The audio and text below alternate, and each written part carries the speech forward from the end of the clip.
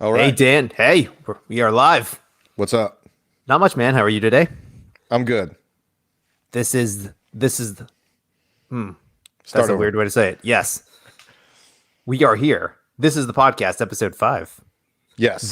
They live edition. We are discussing the seminal 1988 cinematic masterpiece, They Live. Yes. So let's get right into that. Okay.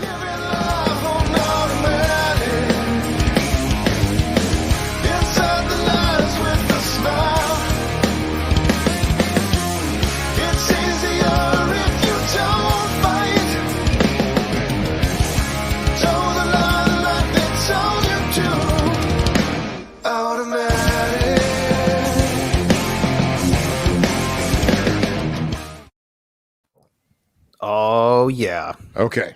All right. All right. So, first question. Are we keeping the glasses on the whole time or what are we doing? I'm gonna give it a minute or two because I paid damn good money for these glasses, Dan. Put on the glasses, Dave. I put on the glasses, so but the glare is killing me because it looks stupid. So I think we look kind of cool in like a dork sort of way. oh, definitely in a dork sort of way. Yeah. Yeah, yeah. All right. Well, yeah. Let's see here. I think I might take them off. Let's do that. But All right. throw up our little graphic there for a second. Now it's really These bright. are the darkest glasses in the world. Look, man, the glass. This is a pretty good buyout on those glasses. They look close. They're built really strong. Yeah, they are. These things are like, Hey, man, Yeah. Amazon special, $8. Consume, obey, buy. That's. I thought that was a little bit of apropos. irony. Yeah. Yeah, a little bit. Yeah. So for this episode, I busted out all the stops and spent $20 on beer for it. Yeah. All right. So I guess for anyone watching this, if you haven't seen this movie, Yeah. a lot of what we say probably won't make a whole lot of sense. But No, and go see it. And spoiler alert, we're going to talk about the movie. So yeah, and the ending. Anyway. and what is it? It's like from 1988. I'm not talking about the ending. That'll get us a hard strike. This is for children, Dan. We can't talk about the ending. What end? Well, I mean, not like the ending, but I mean like You said the ending. well, like the twist of the thing. What a twist. Yes. Yeah. All right. Well, okay. You go first. What's on Well, your mind about it? Oh, I don't know. I watched it. I watched it yesterday for like the first time in a long time, and I'd seen it a few times. I did a little bit of reading up on it. There's just a couple interesting angles to take on it. I think it's funny, just the general watching it now and actually having some historical reference knowledge in it, being it's like a '80s kind of go hating on the Reaganauts movie. Yeah. I didn't really pick that up. I mean, the first couple of times I've seen it, and then literally they have one of the aliens there, or creatures, whatever you want to call them, like giving a Ronald Reagan speech. Yeah, like, he says it's behind the morning in podium. America. Yeah, I was like, oh, he's supposed to be Ronald Reagan. I was like, and like in my Yeah. head, I knew that, but like it didn't click for the time period. And then that's like kind of actually I guess the thing that John Carpenter was kind of going for. Yeah. Well, John Carpenter is sort of a known. I mean, that's been his. He was sort of a hippie anarchist, sort of kind of person. I mean, based on like sort of the political stuff in his other movies, Escape from New York and L.A. were both very sort of anti-establishment, kind of screw the system kind of thing, or not so much screw the system because of that, but describing all systems as inherently corrupt. Right. Right. So, it's not really surprising, but, and there's a little bit of, I don't know, watching this movie. Well, I should back up. It's like, it's one of those movies where it's like, it's either a very dumb, smart movie or or the smartest dumb movie. Because, so, part of that, that juxtaposition is what makes it charming and fun, I guess. Yeah. But like the idea that like, all the homeless people kind of live in this one little area, but they all kind of help each other. And it's sort of like, I don't know if it's supposed to be sort of an intentional, like, this is like what a socialist kind of society could be where everybody kind of helps each other. You know what I mean? And then the evil capitalist overlords come in and they literally bulldoze it to the ground. I don't. Yeah, the opening scene with the homeless shantytown, whatever, struck me in a couple different ways. Meaning, hey, this movie's like loosely Los Angeles-y based, You would think Southern California, whatever, and like there's a lot of that going on right now. Except those homeless camps are not as well organized and well fed, Right. and like they don't have porcelain plates to like feed each other off of. Like, And they're not the result of, evil capitalist empires either. They're the result of kind of borderline socialist communist policies, which create the shanty towns in like San Francisco and stuff. Yes, exactly. Yeah. Like crazy government intervening policies on housing and things that make it impossible to pay for living in those cities. Yeah. Where it's just as easy just to get a tent and live under the overpass. Right. I mean, like, is there a greater disparity between like the rich and the poor than in a place like the Bay Area? I mean, where you got like Silicon Valley and like all that, tech giants of the world. Right. And then it probably has like one of the largest homeless populations in America. Yeah. Exactly. No, it's crazy. Yeah, and it's funny too, is like the movie definitely has the like you said, it is like the capitalists that have this stranglehold on society. As if like it could just happen on its own that way, as if like Apple or Google could like literally just kick you out of your house or like impose things upon you without the overuse of a government that can reach in and do crazy things, or like it can really, really impede on your life. As in like California is what's doing it in California. Yeah. Now, I'm not saying that those companies aren't implicit in a lot of ways, but without the governmental structure there to tax, regulate, and control, that kind of thing doesn't happen, or can't happen, or it's very hard to happen. Huh. It seems unlikely that a corporation would just be able to drive the middle class into the ground en masse. Well, why would they? Well, I mean, corporations thrive on a thriving middle class, right? They do, yeah. Well, I mean, and I think it's kind of implied in the movie that like it's the corporations and the government. It's all part of they live, right? Yes. So like the overlords. I mean, that's kind of what it's saying. It's that it's like, they're all in cahoots. It's a ruling party, So yeah. Well, I think what's really interesting about this movie, though, it's basically like a Twilight Zone episode kind of setup, right? This is exactly the type of thing you would see like 1962, like Rod Serling narrating is like, imagine if you will, the colonialism of tomorrow is not about different countries versus other countries. It's about planets. You know what I mean? And he says some sort of intro thing. And then there's like a hapless dude who discovers that like America is a colony, where they're strip mining the place for some larger thing. And so it's like, to me, I feel like a Twilight Zone setup, but like, yeah. It's one of those kind of things where, hold on, this fruit bar. Fix it up, buddy. Well, it's similar to like 1984 and like all these other sort of cautionary tales where it's like both the left and the right look at it as this is what can go wrong when the other side gets in power. You know what I mean? Yes. So like, it was written as like a criticism of like sort of the rampant Reaganomics capitalist years, kind of like RoboCop, is that part of RoboCop? It's been a while since I've seen RoboCop. RoboCop's hilarious. You should watch it as an adult. No, yeah, it's been a long time. You start to pick up on a lot of the satire, where it's like, private corporations that control the police departments and they're basically in cahoots with the government. And then there's all these like fake commercials,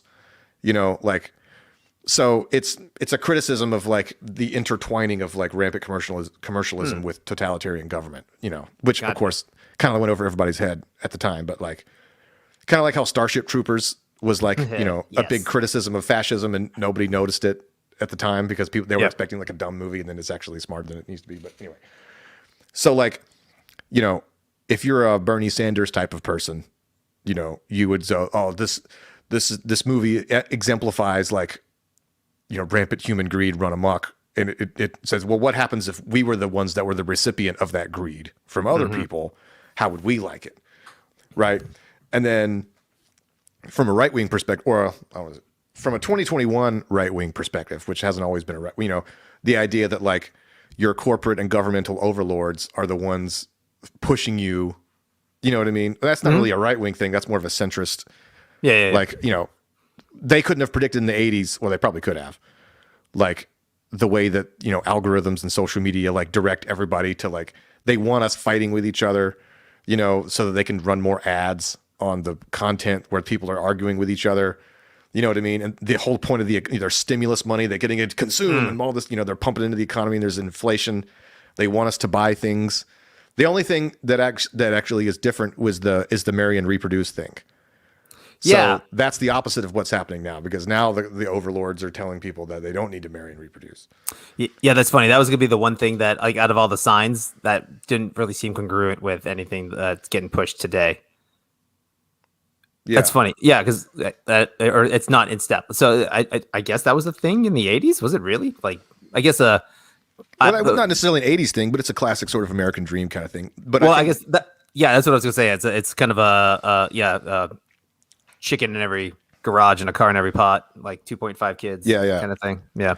Well, and the idea that, and we both know this as people with children, that when you're busy raising children and you're trying to work to have a job to be able to do so, you don't have the time or the resources to overthrow anything. So, a population that's raising kids and doing their jobs, putting in their portions, they don't have, that's a good point. Revolutions start with disaffected, childless single people, who aren't busy doing stuff, which is something that we talk about a lot, where it's like,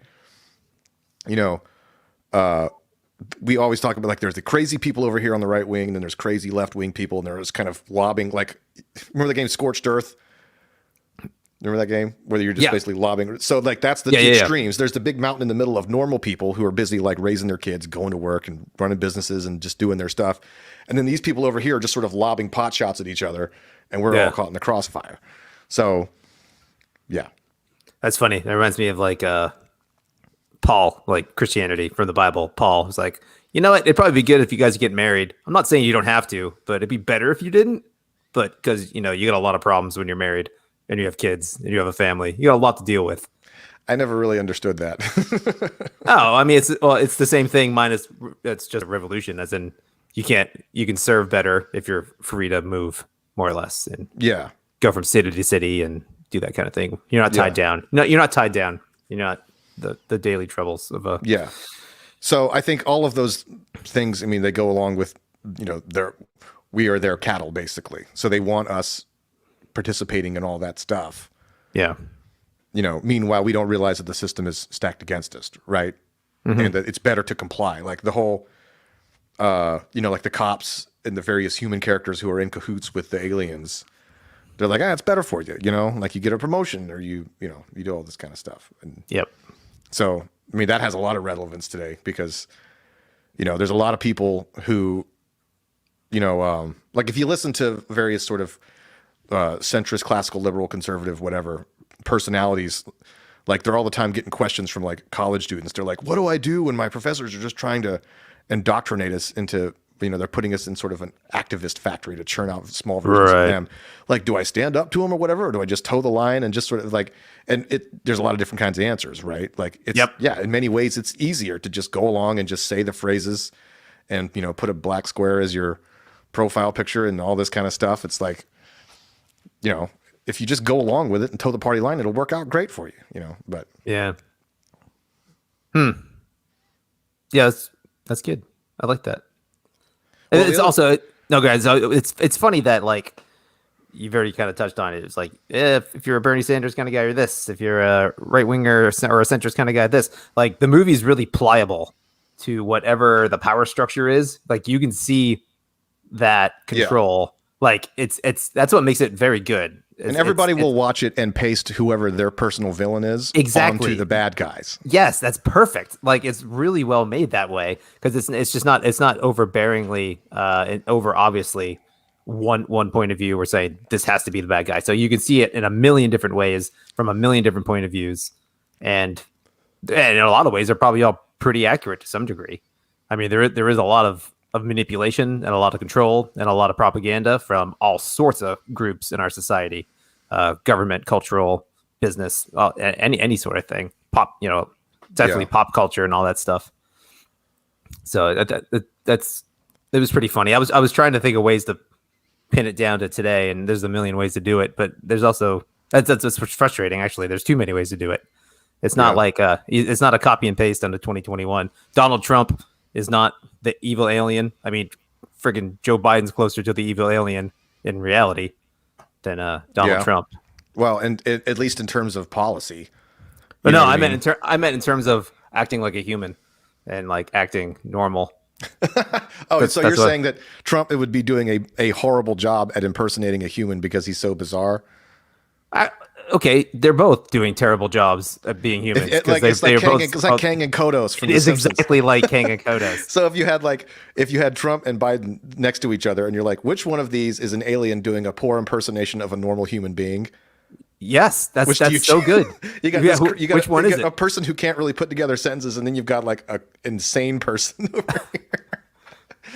Yeah, that's super good. That's really funny. That's exactly what I'm going for there. Yeah.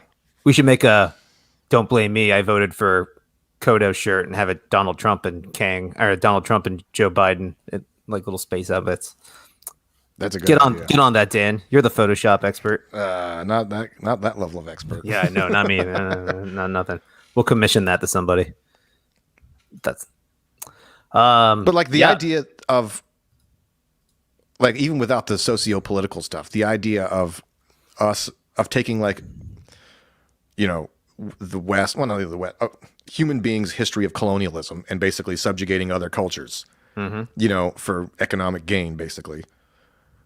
And then transplanting that and making us the recipient of that, but we don't realize it, is a really interesting idea. Like, So like what you're getting at is like that the aliens come to they're there for entrepreneurial reasons to make money for control, and they use us to gain that in the movie.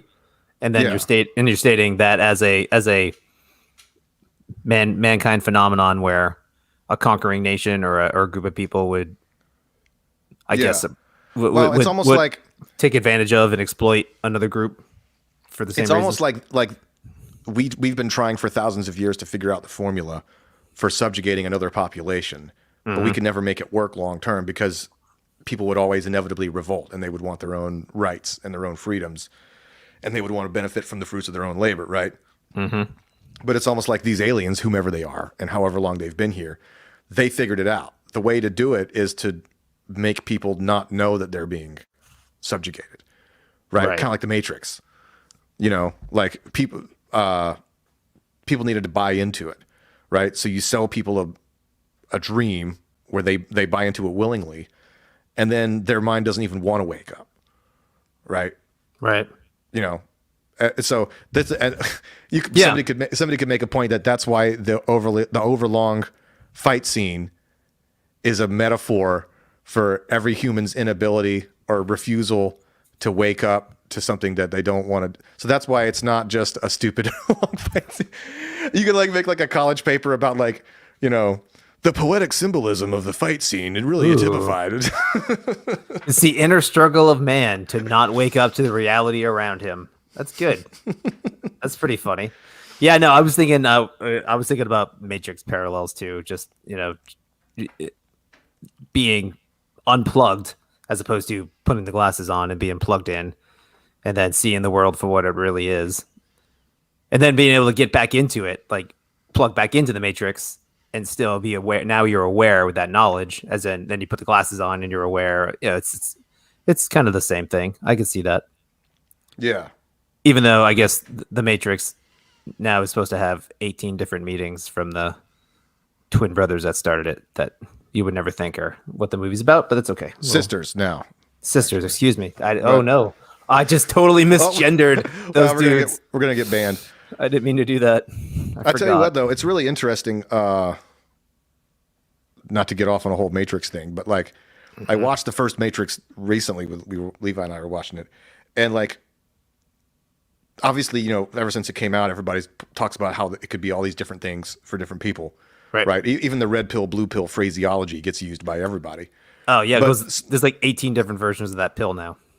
Well, right. It's just a term that people use for a person just sort of waking up to reality instead of their programming. Right. Right. Which, so anyway, but like watching that movie and then thinking about like where it came from on a personal level from the Wachowskis, and I don't know if they intended it purely as a trans metaphor, or if it was designed to be sort of a vague metaphor that could be pasted onto a lot of different stuff.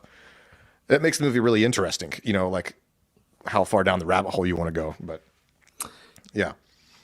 Yeah, I mean, I think The Matrix works on the same level as They Live, being that it's vague enough to paste whatever villainy you want to put on there and whatever heroic stuff you want to put in there. Basically, you can see yourself. Everyone sees themselves as Neo in one way or the other. Yeah. I mean, it's easy to do in a million different aspects in your life if you wanted to. The one thing I always didn't really like about The Matrix, or not that I didn't like it, but like it didn't really work for me personally, was like it's similar to in They Live, where Neo never really seems very conflicted. You know, Yeah. he starts out as an anti-establishment kind of character who's going to buck against the system